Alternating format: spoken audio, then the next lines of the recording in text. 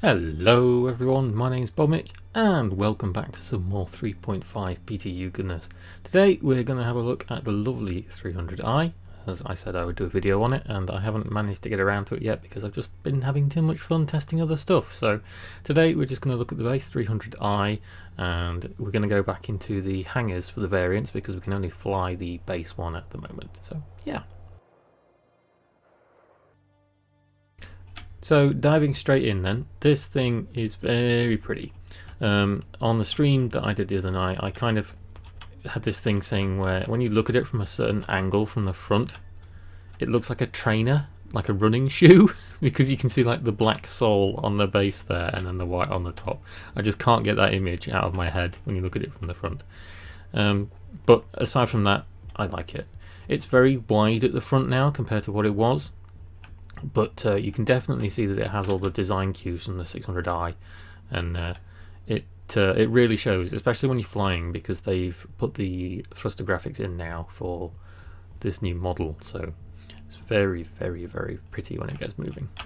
I have noticed when you take it to ArcCorp and Area 18, it tends to bob in the atmosphere, and I think that's just the planet, it's not the ship. So there's quite a few ships that do that, but we'll get this thing into space and we'll go and have a look. So you can immediately see on the back here the engine cues from the 600i when it does reverse thrust, which I'll do in a second when we get it into the air, or rather into space. Do some reverse thrust and you can see the rear thrusters there on the wings. They definitely take some cues from the 600i. Looks absolutely gorgeous when it's flying around. It sounds good. I can't wait to hear some flypasts in this thing. It's got some pretty beefy weaponry as well. It's quick. It is kind of sluggish for a ship of this size, but I would expect that because this is just the base variant. I'm kind of hoping the Interceptor variant might be a little bit faster. So you can see it's got some lovely repeaters on the wings here. And then it's got one cannon up front.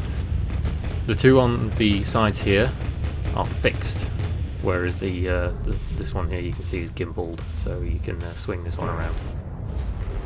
But yeah, I really, really do like this thing. I was a little bit unsure when I saw it in the expo, but it's kind of sold me on it. The only thing that's a little bit of a disappointment, I suppose, that you can see at the minute is the interior. The interior's changed. However, if we go into our ship window here and we select our 300i, it won't let me select it. I'll have to have a look in the hangar, but basically you can select like paint and things like that. So when they do the ship sale for these things, which is why we might be waiting for the variants of them, you can potentially select other options. So it may be able to do different paint jobs, or you may be able to have different coloured interiors. We really don't know at this point because it's still very much a new thing within Star Citizen to be able to customise that level of what you want. So as you can see, it's pretty nippy. We slam the afterburner on and just look at the thruster. It kind of reminds me at the back when it's doing that afterburner boost. It looks kind of like the X-15, the rocket plane. So this is just a quick look at this one. So this one is pretty basic, as you can imagine. So we'll just let this thing come to a stop on its own and I'll have a quick look around the interior. Okay, or at least we would have a look if the server didn't 30k out seconds after I finished that last sentence. So as you can still imagine, PTU is being very, very, very up and down at the minute. There's lots of 30k errors because the servers are shutting down to preserve the logs so we can get these bugs smashed and things are fixed. So hopefully we can sit in here and at least power the ship on so that we can have the interior lighting on. It's a lot bigger inside now, as you can see, compared to the old one. It's not giving me any options, which is a little bit of a pain in the bum. Let me turn things on, so hopefully we should have some lights in here. In here you we'll have the torch on just for purposes sake, you have a toilet. So this is like the little crew cabin area, and you can sit down on the toilet if you want. If you really want to. You can hide someone in the toilet and smuggle them away. In the back here, you have a bed, just a single bed, and you can see as I'm just standing in and showing you the materials here that it's changed. It was like wood paneling and like white materials as opposed to this orange and silver affair. So before it looked very 600i sort of cabin inspired, and now it's got its own kind of colour scheme. So in the rear you've got a couple of gun racks, and you've got equipment to hang some clothes, like a little storage cupboard, and then you've got these very nice little wine glasses just to give it that little luxury flair. And off to the side here you've got what I assume is a fridge or an oven, and then you've got like a wash basin, so you can wash the pots and things. Don't know if this is like a screen or a window or something that might open. You can, however, notice this massive skylight that's very reminiscent of the Constellation Phoenix. So the Constellation Phoenix has that massive skylight that runs along the crew cabin. This is the sort of thing that would have been really good in the touring module for the 600i.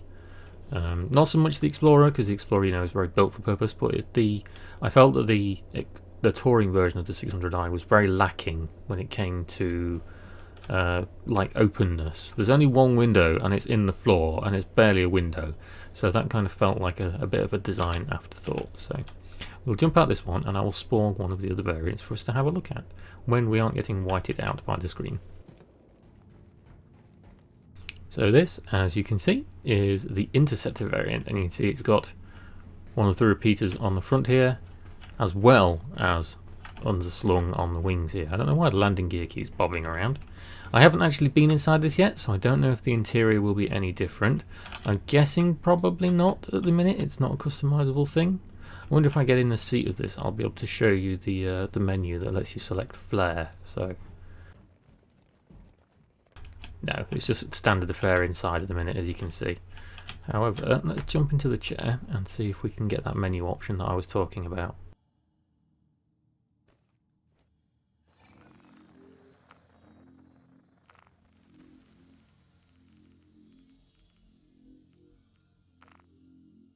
It doesn't seem like it at the minute. Maybe it can show us it for this one. So you've got miscellaneous, and you can see here paint. So we can't, I don't think I can unequip it. You can choose a paint scheme. So for the interior at the minute it looks a bit fixed, but it looks as though you'll be able to apply things. I do know that there is a little cool feature at the minute with the Tumbril Cyclones. So if you own one of the different Tumbril Cyclone variants, if say you own the racing variant, which is the the Ferrari red one, the one I have, and then you own, say, the turreted variant, so you've got the one with the big minigun on top. If you own both of them, you can transfer the paint schemes across them. So if you wanted, you could have the turreted Cyclone go bright Ferrari red, and then you could make the racing one that kind of military olive green. You can transfer the paint schemes. I haven't done it yet. It's something to test and probably do a video on later on if it carries across to the live build. But yeah. So I'm not going to jump into the other ones because even the hanger's a little bit buggy at the minute. But the Exploration variant has a big camera underslung. So because it's the Pathfinder variant, it has scanning equipment, as you can imagine. However, the interior is exactly the same. The 350R is just a very stripped down version. Interior is exactly the same, and it's just got some weapons on it and the black and gold paint scheme that we're used to. So you'll have to let me know what you guys think about the Origin 300 now. I'm definitely going to pick up my default 300i that I own again, because it's in my buybacks, and it's going to complete my little trifecta of Origin ships. This, I suspect, will become my everyday ship. So it, as opposed to flying around in my 600i a lot like I have been doing, this one is obviously going to be a little bit nippier and more manoeuvrable than my giant Origin bar of soap. So it's going to be more of a day-to-day thing. So yeah, let me know what you guys think. Are you going to continue flying around in these if you own one? Are you still going to be using the 350R as a racer? Because it has grown a lot in size now, and it kind of throws it out of the racer contention. At least that's my opinion. Compared to something like the M50, which is just still ballistically fast. So until we actually get our hands on the 350R and we see how quick it is, we won't know, will we? So thank you for watching. I'll bring you some more content as we go along, and I hope to see you next time. Enjoy.